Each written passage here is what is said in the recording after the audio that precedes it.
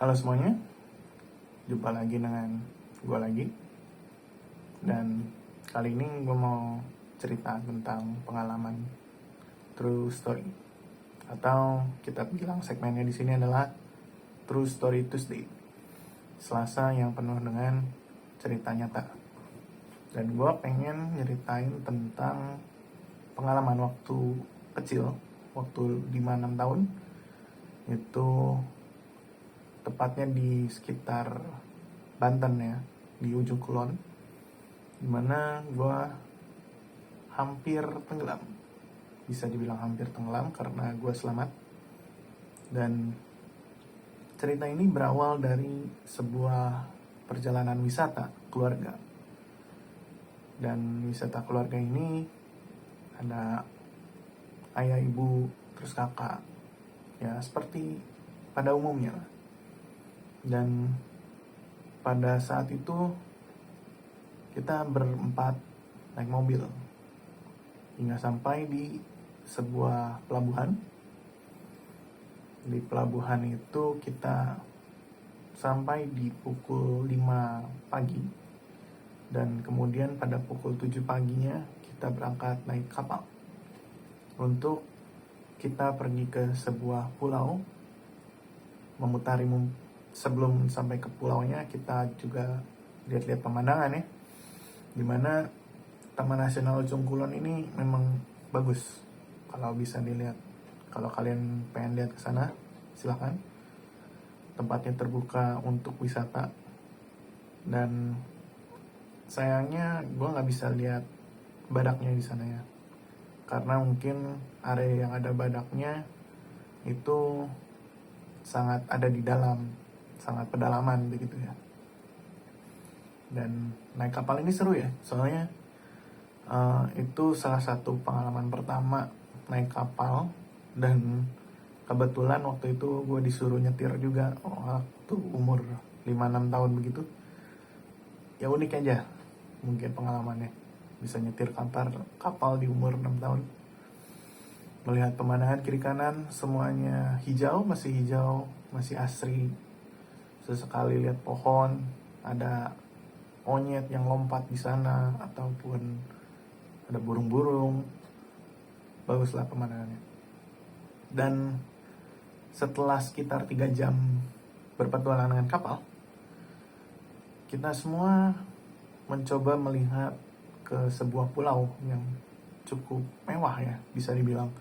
Karena di sana seluruh pulaunya diisi oleh resort mahal, di mana banyak pendatang mancanegara di sana.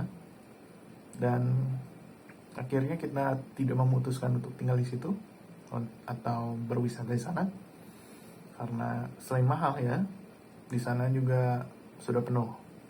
Jadi kita pindah ke sebuah pulau yang lebih tenang di sana.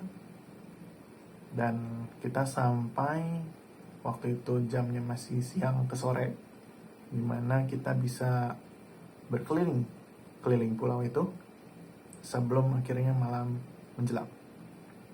Dan pengalaman unik di sini, ketika gue lagi jalan-jalan sama keluarga gitu, tiba-tiba gue sakit perut yang luar biasa.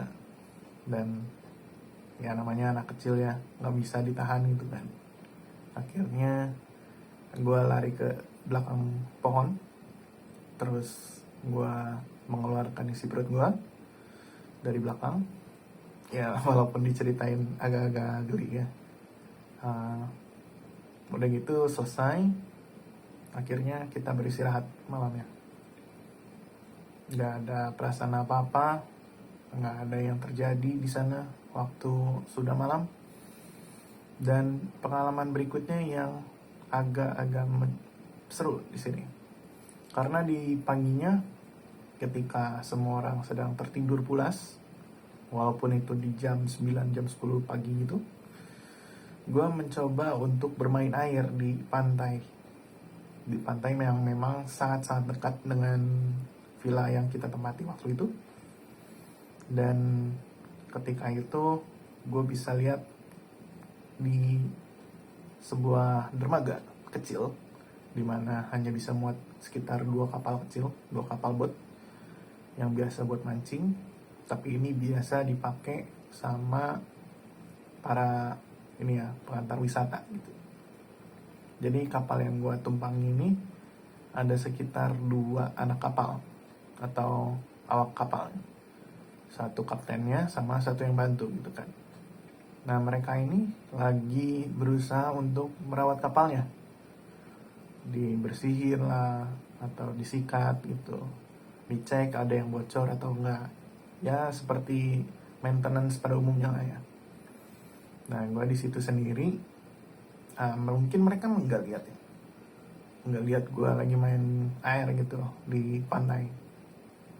Terus gue akhirnya memutuskan untuk mencicipi airnya dengan kaki gue, berjalan 1 langkah, dingin kan, daripada matahari yang panas gitu waktu jam 9 jam 10. 2 langkah semakin dalam kan, mulai ke paha airnya, karena ya waktu itu masih 6 tahun ya, 5-6 tahun masih kecil gitu. Terus jalan lagi, langkah ketiga udah nyampe dada airnya. Terus kerasa juga kan ombaknya narik dorong gitu.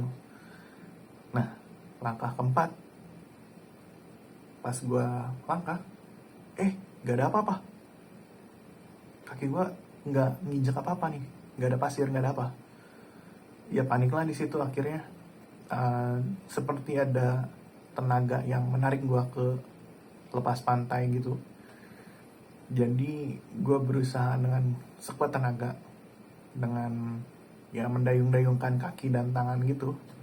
Karena kebetulan orang tua gue udah pernah ngajarin gue berenang. Waktu itu umur 3 tahun dilempar ke kolam langsung tanpa aba-aba gitu. Nangis lah jelas ya, tapi kan dari situ belajar berenang.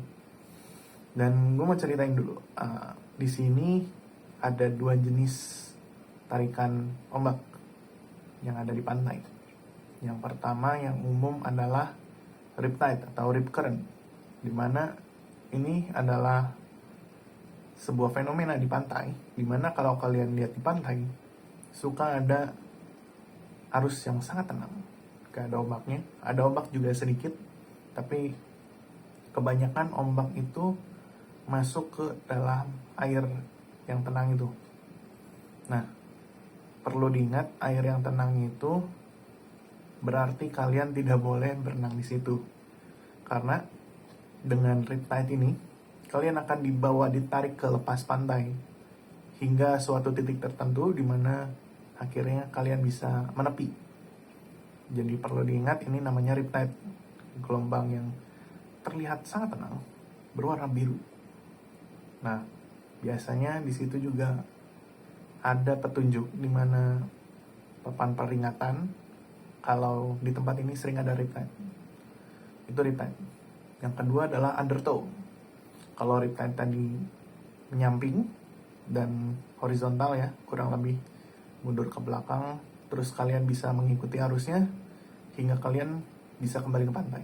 Sedangkan undertow adalah arus yang sangat kuat yang diakibatkan oleh ombak yang masuk ke dalam pantai lagi. Jadi kan kalau ombak dia naik turun ya, pasang surut gitu. Pasang, naik ombaknya, terus surut lagi. Nah, undertow ini adalah kekuatan yang menarik kalian atau apapun air ketika ombak sedang surut. Jadi ketika ombaknya surut, apapun yang ada di sana biasanya dibawa. Nah, ketika gue hampir tenggelam ini, kejadiannya adalah undertow, dimana undertow ini memang biasanya dialami oleh anak-anak ya, atau mereka yang bertubuh ringan ya. Karena undertow ini biasanya tidak sekuat itu untuk menarik orang dewasa atau kapal. Nah, waktu itu gue ditarik, terus gue dengan sekuat tenaga berenang sampai ke tiang dermaga. Nah, udah di tiang dermaga ini, dengan hati yang berdebar-debar, jantung yang hampir copot seperti itu, gue akhirnya berlari terbirit-birit hingga masuk ke dalam kamar dengan segala pasir dan air laut yang masih ada di kaki itu masih basah kuyup. Gue naik ke ranjang, gue menyelimuti diri sendiri, yang padahal sampai sekarang gue benci banget yang sama namanya selimut, walaupun sedingin apapun keadaan gue. Dan akhirnya gue bangun di jam makan siang. Ketika itu gue masih deg-degan, masih takut dengan air laut, dan akhirnya diajak makan ya makan aja. Dan kocaknya sore harinya gue masih main-main di situ juga di air laut sama koko gue. Ya memang namanya anak bandel ya.